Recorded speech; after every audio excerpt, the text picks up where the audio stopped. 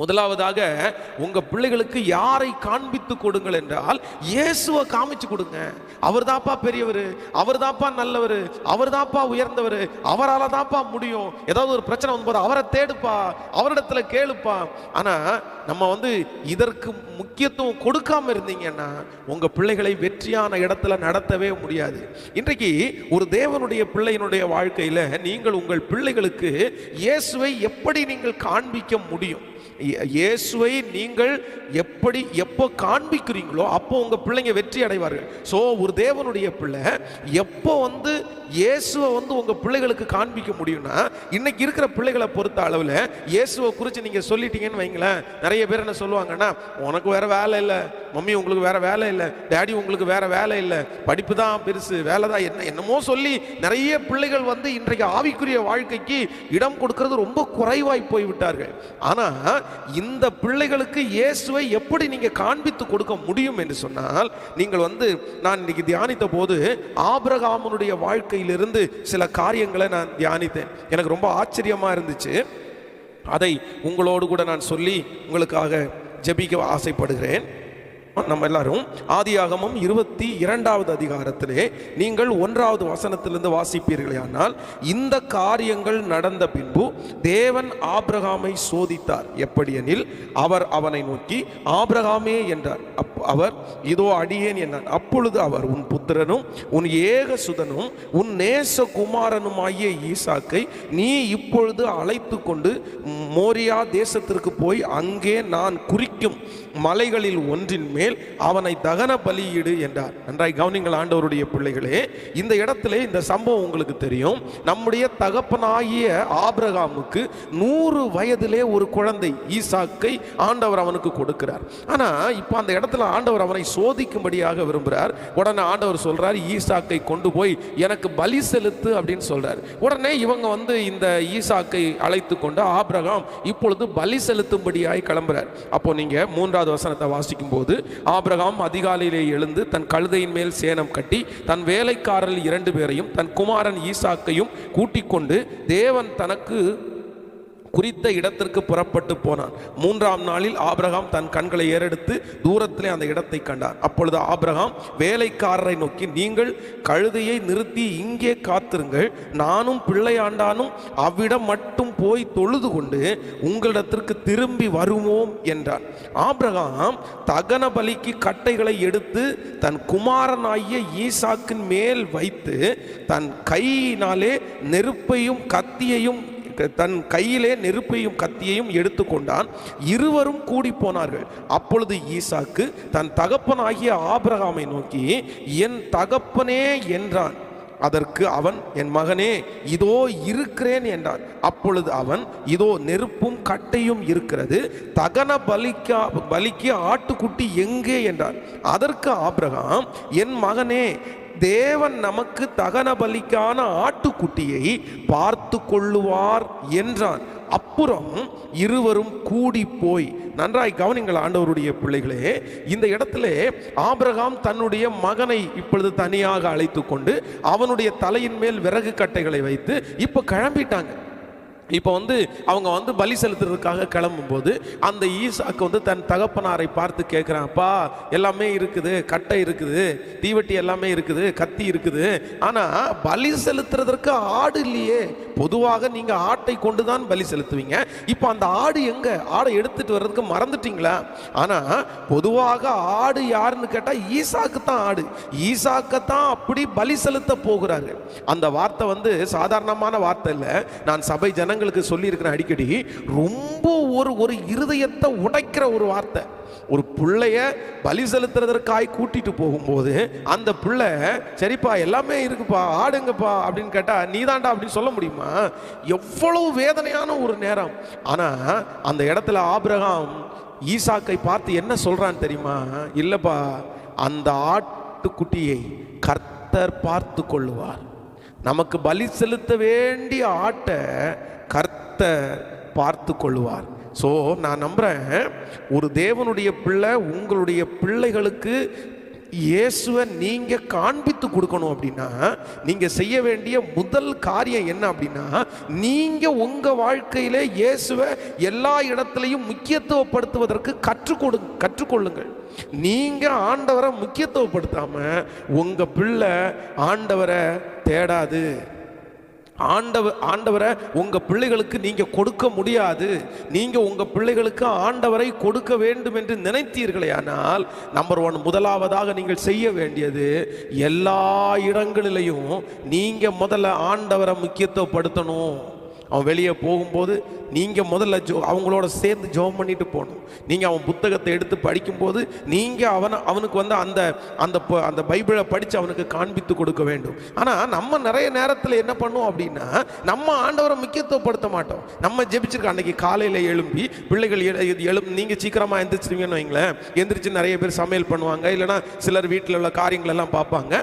ஆனால் அந்த பிள்ளைகள் எழும்புற நேரத்தில் நிறைய பேர் இங்கேருந்து கத்துவாங்க, டேய் நீ ஜெபம் பண்ணியா, நீ பைபிள் வாச்சியா அப்படின்னு எல்லாம் கேட்பாங்க. ஆனா இவங்க நிறைய நேரத்தில் அதை செஞ்சிருக்க மாட்டாங்க.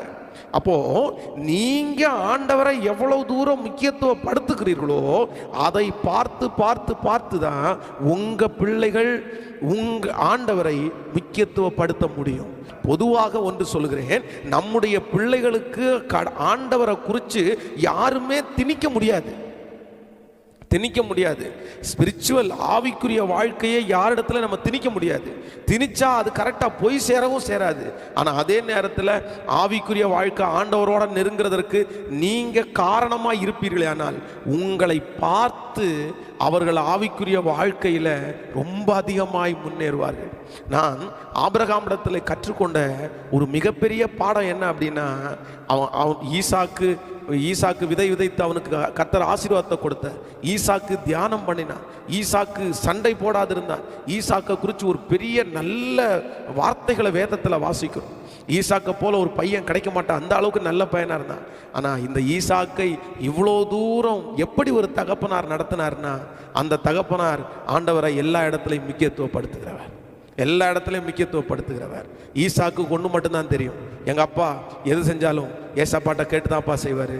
எதை செஞ்சாலும் ஏசப்பாவை முன்னாடி வச்சு தான் செய்வார். அவர் ஆண்டவருக்கு ரொம்ப முக்கியத்துவம் கொடுப்பாரு. ஸோ அவர் ஆண்டவருக்கு முக்கியத்துவம் கொடுப்பாரே, ஆனால் அவர் ஆண்டவருக்கு முக்கியத்துவம் கொடுத்து இவ்வளவு ஆசீர்வதிக்கப்பட்டிருக்கிறார். நானும் அந்த ஆண்டவருக்கு முக்கியத்துவம் கொடுத்தால் ஆசீர்வதிக்கப்படுவேன் என்கிற ஒரு எண்ணம் ஈசாக்குக்குள்ளே வந்தது போல உங்கள் பிள்ளைகளுக்குள்ளேயும் வரும். ஸோ நம்பர் 1, முதலாவதாக உங்கள் பிள்ளைகளுக்கு இயேசுவை கொடுங்கள். சொத்தை அல்ல, பணத்தை அல்ல, படிப்பை மட்டும் அல்ல, மற்ற காரியங்களை, ட்ரெஸ்ஸை மட்டும் இல்லை, சாப்பாடை மட்டும் இல்லை. அவன் உடம்பு ஒல்லியாக இருந்தால் அவனுக்கு வந்து நல்ல புஷ்டியான ஆகாரம் கொடுக்கணும்னு நினைக்கிறீங்கல்ல, அவனுக்கு நல்ல ஆகாரம் கொடுத்தா அதெல்லாம் வாங்கி கொடுத்து அவனை புஷ்டி பண்ணணும்னு நினைக்கிறீங்கல்ல, அவனுக்கு ஒரு நல்ல ட்ரெஸ் எடுத்து கொடுக்கணும்னு நினைக்கிறீங்கல்ல. நான் சொல்கிறேன், உங்கள் பிள்ளைகளுக்கு முதலாவது கொடுக்க வேண்டியது இயேசுவை கொடுங்க. இயேசு இருக்கிற ஒரு பையன் எங்கே போனாலும் பொழைச்சிக்குவான். இயேசுவோட இருக்கிற ஒரு தேவ பிள்ளை எந்த இடத்துல போனாலும் அந்த மக பொழைச்சிக்குவார். உங்கள் பிள்ளைகளுக்கு நீங்கள் கொடுக்கக்கூடிய சீதனம் என்னன்னா, இயேசுவை கொடுங்க. ஸோ அந்த இயேசுவை நீங்கள் எப்படி உங்கள் பிள்ளைகளுக்கு கொடுக்க முடியும்னா, முதலாவதாக நீங்கள் உங்கள் வாழ்க்கையில் எல்லாத்துலேயும் ஆண்டவரை முக்கியத்துவப்படுத்திட்டே இருந்துட்டீங்க அப்படின்னா, அவர்களுக்கு தெரியாமலே அவர்களுக்குள்ள இயேசுவை நீங்கள் உள்ளே கொண்டு வந்துடுவீங்க. நீங்கள் முக்கியத்துவப்படுத்தணும். அவனுக்கு ஒரு ஸ்கூலுக்கு கூட்டிகிட்டு போகிறீங்கன்னா ஜெபம் பண்ணிட்டு ஏசப்பாட்ட ஜெபம் பண்ணிட்டு போகலாம். ஜெபம் பண்ணிட்டு போனால் கர்த்தர் வாய்க்க பண்ணுவார். ஒரு பிரயாணத்தை ஆரம்பிக்கும் போது எல்லாரும் ப்ரேயர் பண்ணலாம். அப்படின்னு இரவு படுக்க போகும்போது குடும்ப ஜெபம் எல்லாம் பண்ணலாம். எல்லாத்துலேயுமே எங்கள் அப்பா ஆண்டவரை முக்கியத்துவப்படுத்துறாரு, எங்கள் அம்மா ஆண்டவரை முக்கியத்துவப்படுத்துறாரு. ஒருவேளை இந்த சத்தத்தை கேட்கிற நீங்கள் ஒரு கணவனார் ஆவிக்குரிய வாழ்க்கையில் இருக்கலாம், இல்லைன்னா மனைவி மட்டும் ஆவிக்குரிய வாழ்க்கையில் இருக்கலாம். பாஸ்டர் நீ சொல்றது போல எங்க கணவனார் இல்லை, நீங்க மனைவி இல்லை. நான் சொல்றேன், இன்னொருத்தரை பார்க்காதீங்க. நீங்க ஆண்டவர் உங்களை தாயாய் வைத்திருக்கிறாரா, தகப்பனாய் வைத்திருக்கிறாரா, நீங்க அந்த இடத்துல ஸ்ட்ராங்கா இருந்துட்டீங்கன்னா போதும். நீங்க ஆண்டவரோட நடக்கும்போது எப்பவுமே பிள்ளைகள் யார் பக்கம் வந்துருவாங்கன்னா, நல்லவர்கள், சாட்சி உள்ளவர்களுடைய அதைத்தான் அவங்க ஃபாலோ பண்ணுவாங்க. அம்மா சரியான சாட்சி உள்ளவர்களாக இருந்தால் அம்மாவை ஃபாலோ பண்ணுவாங்க, அப்பா சரியான சாட்சி உள்ளவராக இருந்தால் அப்பாவை ஃபாலோ பண்ணுவாங்க. இதுதான் இந்த பிள்ளைகளுடைய உலகம். ஸோ நம்பர் 1, முதலாவதாக இயேசுவை நீங்கள் எப்படி கொடுக்க முடியும்னா, நான் ஒன்று செய்ய போகிறேன். பேரண்ட்ஸ் எல்லாருமே என்ன பண்ண போறீங்கன்னா, இயேசுவை முக்கியத்துவப்படுத்த போகிறோம். இயேசுவை முக்கியத்துவம். ஒரு சைக்கிள் வாங்கின உடனே ஒரு ஜெபம், ஒரு என்ன பொருள் வாங்கினேன். எனக்கு தெரிந்த ஒரு குடும்பம் இருக்குது, ரொம்ப ஆச்சரியமாக இருக்கும். மளிகை ஜாமான் மாதத்துக்கு ஒரு விசை வாங்குவாங்க. மாதத்திற்கு ஒரு விசை மளிகை ஜாமானை வாங்கி டேபிள் மேலே வச்சு அவங்க ஜெபம் பண்ணுவாங்க பாருங்கள். அரை மணி நேரம் பிள்ளைகளை கூப்பிட்டு, எப்பா இந்த மளிகை ஜாமான் ஆண்டவர் நமக்கு தந்திருக்கிறாரு, எத்தனையோ பேர் இது இல்லாமல் இருக்கிறாங்க, இதை விவசாயம் பண்ணவங்க, இதை கொண்டு வந்தவங்க, நம்ம வீட்டுக்கு கொண்டு எல்லாத்தையும் சொல்லி ஜெபம் பண்ணுவாங்க. தண்ணிக்கு கூட ஜெபம் பண்ணுவாங்க. ஒவ்வொரு நாளும் சாப்பாட்டு மேஜையில் ஜெபம் பண்ணுவாங்க. இவங்க ஆண்டவருக்கு முக்கியத்துவம் கொடுக்கறத பார்த்து பிள்ளைங்க முக்கியத்துவம் கொடுக்க ஆரம்பிச்சாங்க. நான் திருச்சபையில் கூட நான் பார்ப்பேன், திருச்சபையில் இருக்கிற சில குடும்பங்கள் காணிக்கை கொடுக்க வரும்போது கூட அவங்க கணவன் மனைவி பிள்ளைகள் எல்லாரும் அந்த காணிக்கை கையில் வச்சு அவங்க எல்லாருடைய கையை அதுக்கு மேலே வச்சு அப்படியே ஜெபம் பண்ணி அப்படியே கொடுக்கறத நான் பார்த்துருக்கேன். இதெல்லாம் என்ன அப்படின்னா, எங்கே போனாலும் ஆண்டவரை முக்கியத்துவப்படுத்துகிறேன், ஆண்டவரை முக்கியத்துவப்படுத்துகிறேன். பாருங்க, ஆண்டவருடைய பிள்ளைகளே, எனக்கு ஒரு ரொம்ப கஷ்டம் என்ன அப்படின்னா, உலகத்தில் இருக்கிற நபர் இதெல்லாம் சரியா செய்கிறாங்கங்க, சரியா செய்கிறாங்க. பார்த்தீங்க அப்படின்னா அவங்க எந்த பொருள் வாங்கினாலும் ஒரு அதில் கடவுளை முக்கியத்துவப்படுத்துறதுக்காக செய்கிறாங்க. ஆனால் சில நேரத்தில் நம்ம தான் ஆண்டவருடைய பிள்ளைகள் தான் அப்படி ஆண்டவரை முக்கியத்துவப்படுத்துறதுல நம்ம தவறுகிறோம். பொதுவாக வீட்டில் பிள்ளைகளுக்கு ஹீரோ யாருன்னா அப்பா தான். அவங்க எங்கேயாவது வெளியே போகும்போது கூட சில நேரத்தில் அவங்கள தான் கூட்டிகிட்டு போவாங்க, பாதுகாப்புக்காக கூட்டிகிட்டு போவாங்க. அப்பா இருந்தால் ஒரு தைரியம், வீட்டில் அம்மா இருந்தால் ஒரு தைரியம், ஓகே இருக்காங்க, பெரியவங்க இருக்கும்போது ஒரு தைரியம். ஆனால் அந்த பெரியவர்களே யாராவது ஒருத்தருக்கு பயப்படுறாங்க அப்படின்னா உடனே இந்த பிள்ளைகள் என்னன்னா அவங்களுக்கு அதிகமாக பயப்படுவாங்க. ஆபிரகாம், ஈசாக்குக்கு தலைவன் ஆபிரகாம், ஈசாக்குக்கு அந்த நாளில் இந்த ஹீரோ ஆபிரகாம். ஆனா இந்த ஆபிரகாம் ஈசாக்கு ஆபிரகாமுக்கு பயப்படுறான். ஆபிரகாம் யாருக்கு பயப்படுறாருன்னா கர்த்தருக்கு பயப்படுறாரு. ஸோ நம்ம அப்பாவே ஒருத்தருக்கு பயப்படுறாருன்னா கண்டிப்பா அவர் ரொம்ப பெரியவராக தான் இருப்பாங்க, அவர் ரொம்ப பெரியவராக தான் இருப்பாங்க. ஸோ ஆபிரகாம் மேல் இருந்த ஆபிரகாம் தனக்குள்ளே இருந்த விசுவாசத்தை தன்னுடைய பிள்ளையாகிய ஈசாக்கு கொடுத்தார். என்னை கேட்கிற அன்பு தேவனுடைய பிள்ளைகளே, இந்த சத்தத்தை கேட்கிற அன்பு தேவனுடைய பிள்ளைகளே, இந்த முதல் நாள் இந்த உபவாச ஜெபத்தில் பிள்ளைகளுக்காக ஜெபிக்க வந்திருக்கிற உங்களுடைய வாழ்க்கையிலே உங்களை பார்த்து சொல்லுகிறேன், உங்கள் பிள்ளைகளுக்கு, நம்முடைய பிள்ளைகளுக்கு நாம் கொடுக்க வேண்டிய வேற எதுலையுமே, பணம் இல்லையா பரவாயில்ல விட்டுருங்க, சொத்து இல்லைன்னா விட்டுருங்க பரவாயில்ல, நீங்கள் எதுவும் சம்பாதிக்கலையா உங்கள் பிள்ளைகளுக்காக நீங்கள் கஷ்டப்பட வேண்டாம். நான் சொல்கிறேன், உங்கள் பிள்ளைகளுக்கு எல்லாத்தையும் ஆண்டவர் கொடுப்பார். உங்கள் பிள்ளைகளுடைய கைகளை ஆண்டவர் ஆசீர்வதிப்பார். உங்கள் பிள்ளைகளை கர்த்தர் லட்சங்களுக்கு அதிபதியாய் மாற்றுவார். நீங்கள் கட்டாத வீடை அவர்கள் கட்டுவார்கள், நீங்கள் வாங்காத சம்பளத்தை அவர்கள் வாங்குவார்கள், நீங்கள் கரையம் பண்ணாத இடங்களை அவர்கள் கரையம் செய்வார்கள். அந்த ஆசீர்வாதம் அவங்க தலை மேல கண்டிப்பா இருக்கும்.